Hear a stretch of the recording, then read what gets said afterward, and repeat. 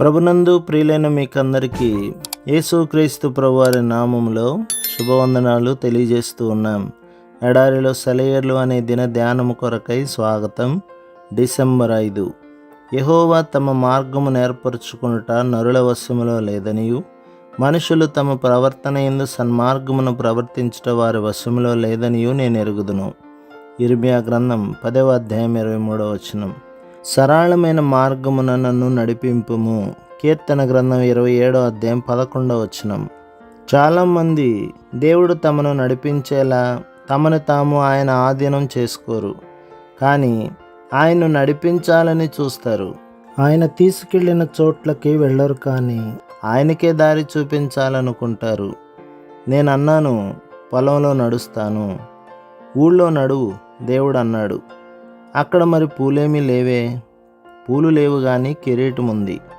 నేనన్నాను, ఆకాశం నల్లగా ఉంది, అంతా రొధ రణగణ ధ్వని.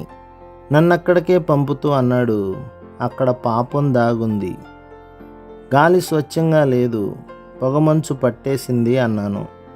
ఆత్మలు రోగాలతో ఉన్నాయి.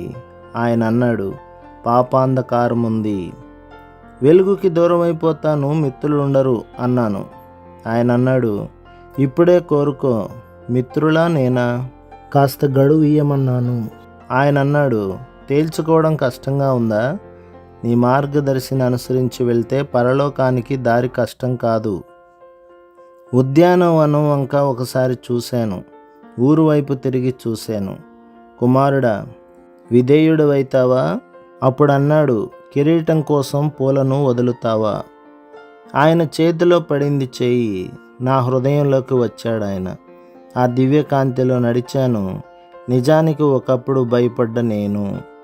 ప్రభు మిమ్మును, మీ కుటుంబమును, మీ సంఘమును దీవించి ఆశీర్వదించునుగాక. ఆమేన్.